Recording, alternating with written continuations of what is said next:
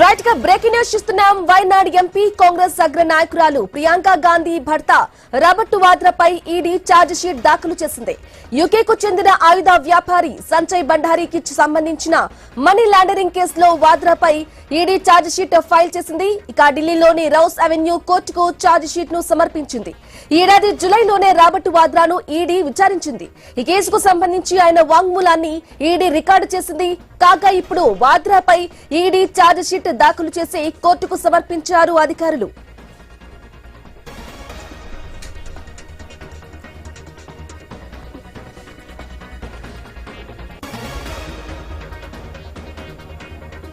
Right గా కాంగ్రెస్ అగ్ర నాయకురాలు ప్రియాంక గాంధీ భర్త రాబర్ట్ వాద్రాపై ఈడీ అయితే ఛార్జ్ షీట్ దాఖలు చేసింది. ఇదే విషయానికి సంబంధించి పూర్తి సమాచారం మా ఇన్పుట్ సంబంధించి మా ఇన్పుట్ ఎడిటర్ శ్రీకాంత్ అందిస్తారు. శ్రీకాంత్. Good evening.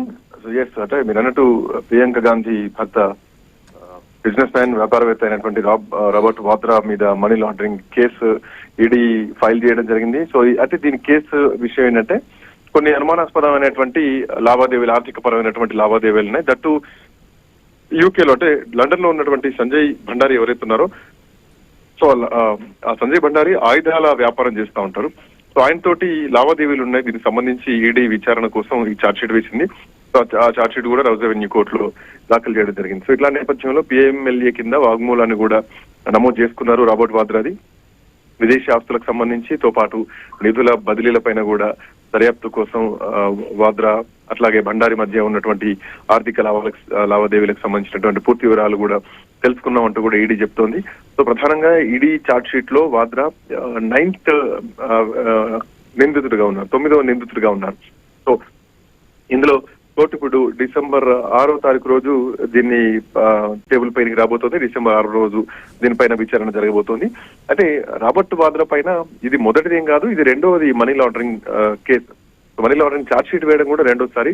హర్యానాలో ఉన్నటువంటి షికోపూర్ లో జరిగినటువంటి ఒక భూ ఒప్పందంలో జరిగిన అక్రమాలకు సంబంధించినటువంటి విషయంలో కూడా గతంలో మనీ లాండరింగ్ కేసులో అంటే జూలైలో ఈడీ వాద్రా పైన ఛార్జ్ షీట్ దాఖలు చేసింది.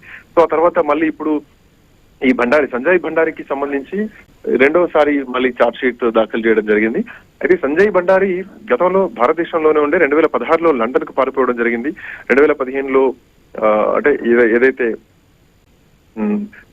బ్లాక్ మనీకి సంబంధించినటువంటి నిరోధక చట్టం ఉందో దాని కింద భండారీ పైన income tax department charge sheet దాఖలు చేసింది. సో అప్పుడు 2016లో ఇన్కమ్ ట్యాక్స్ తన ఇంటి సంజయ్ భండారీ ఇంటి పైన కూడా దాడి చేసింది. ఆయన అప్పుడు భారతదేశం నుంచి లండన్ పారిపోయాడు.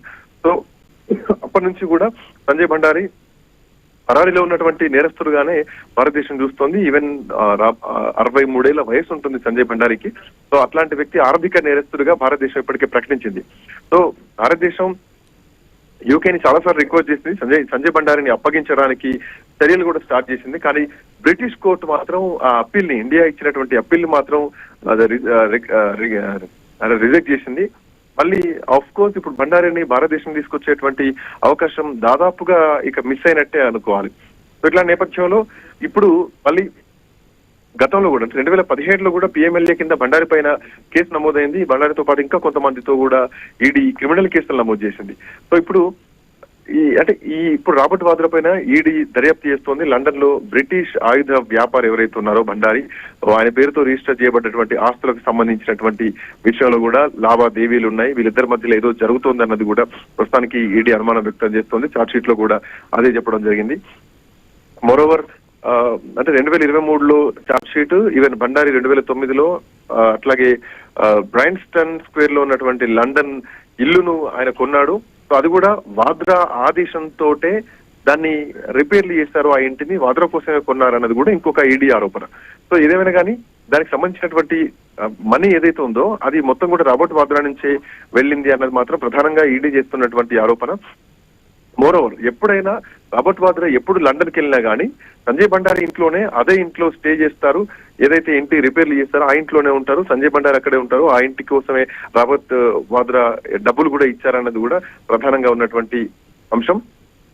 నిజానికి ఆ ఇల్లు సంజయ్ భండారీ పేరు మీద ఉన్నా కానీ ఆ ఇల్లు వాస్తవానికి రాబర్ట్ వాద్రాకి చెందింది. అది సంజయ్ భండారీ ఒక బినామీ అన్నది ఈడీ వాదిస్తోంది. సో ఆస్తులు మొత్తం కూడా రాబర్ట్ వాద్రాయే. బట్ బినామీగా ఆ ఇంటికి సంబంధించి రెనోవేషన్ సంబంధించిన డబ్బులు మొత్తం కూడా రాబర్ట్ వాద్రానే ఇచ్చారు సంజయ్ భండారికి.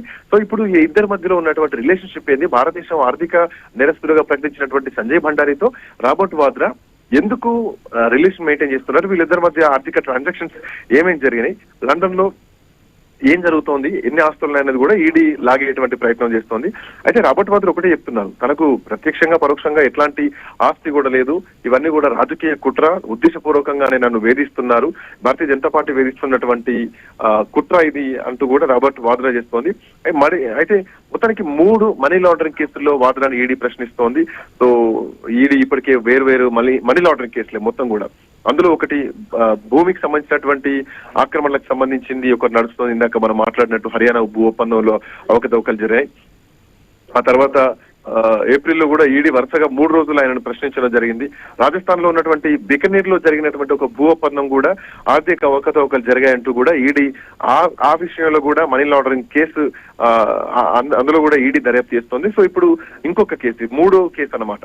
ఇట్లా రాబర్ట్ వాద్రా పైన ఉన్నాయి మొత్తం కూడా 3 ఈడీ కేసులే, 3 అంశాల్లో కూడా ఈడీ ప్రస్తావిస్తోంది. సో ఇప్పుడు లండన్ లో సంజయ్ భండారితో జరిగినటువంటి ట్రాన్సాక్షన్స్ ఏమిటి, సో ఇది విచారణలో బయటకు వస్తుంది. Ibrahim. Right Srikanth, thank you for the updates.